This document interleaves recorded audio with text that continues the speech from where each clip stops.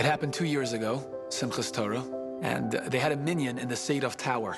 Mordechai Fishman was the gabbai of that minyan. It was a group of about 30 families and some bachrim that attended as well, and we were dancing. It was Labor Day. We had a great time. And suddenly, as they were dancing around and around, one of the people holding the Sefer Torah bumped into somebody else. And all of a sudden, the Sefer slips out of his hand and falls down to the floor.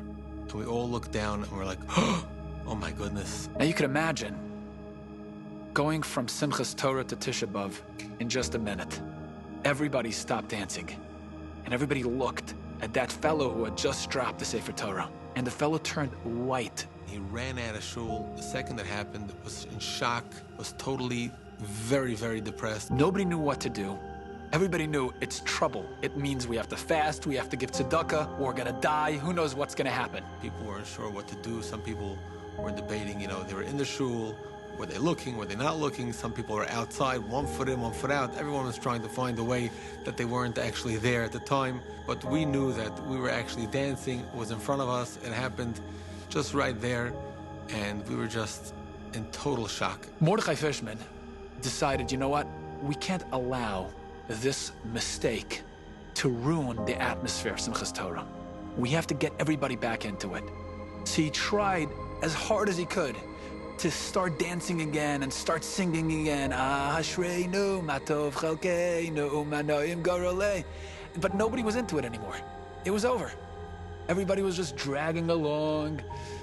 Nobody wanted to dance. So he finished up the Hakafas quickly, and then he decided, you know what? We're about to start the Torah again from Bereshis bara Elokim as Hashemayim v'Haaretz. So he said, let's use the Sefer Torah that fell, let's honor it by starting over, symbolically hinting to everybody there that just because the Sefer Torah fell doesn't mean we can't start over. Everybody crowded around, they called up Chassan Bereshis, and meanwhile the man who dropped the Sefer Torah was still outside. He was crying, he was beside himself, he didn't want to come back into the minyan. As the fellow who was supposed to have the aliyah approaches, and he gets up there, and he makes the bracha. Asher bachar banu mikol ha'amim v'naseh lanu es teraso, Baruch atah Hashem nosein haTorah. Amen. They open the Torah, and the Balkorah doesn't start. He's quiet. No, hefsek, you gotta start, the bracha was made. And he starts motioning to people, he says, come here. The Balkorah says, what is this? We're like, what do you mean? He's like, there's no Bereshis bara.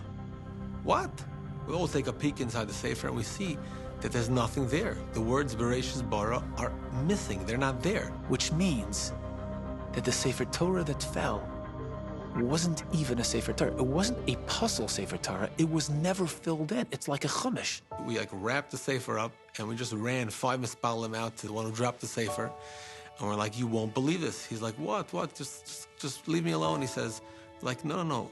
A Sefer never fell. And they brought him back and the guy breathed a sigh of relief, thinking to himself, wow, all right, that was a close call. There was one Israeli fellow in the building that knew the owner of the Sefer Torah, who wasn't present in the minyan. And the owner of the Sefer Torah was also Israeli. So this Israeli fellow calls the owner that day, literally like a couple of minutes later, and he says, did you know that your Sefer Torah is puzzle? It's not even a Sefer Torah. And he says, what are you talking about? It's not a Sefer. I have 3 computer checks. People checked it 5 times. It's impossible. What are you talking about?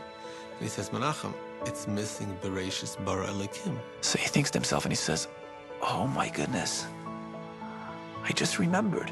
When I commissioned the Sofer to write the Torah, the custom is that he leaves a couple of words at the end for people to write it in before the Achnasa Sefer Torah. The Sofer called me and he said, some people like to fill in both bookends of the Torah. So before I write it, I want to let you know, I'm going to leave the first couple of words blank so you can fill in the bookends of the Torah. And when they came to the Achnasa Sefer Torah, they totally forgot that they left that first beginning out. When the man dropped the Sefer Torah, he thought it was a kosher Sefer Torah. He thought it was a perfect Sefer Torah. And that's why he got so upset. He was so embarrassed. He was so devastated because of it. As soon as he realized the Sefer Torah wasn't perfect, and because of him dropping it, as a result of the fall, the Sefer Torah became better, he was relieved.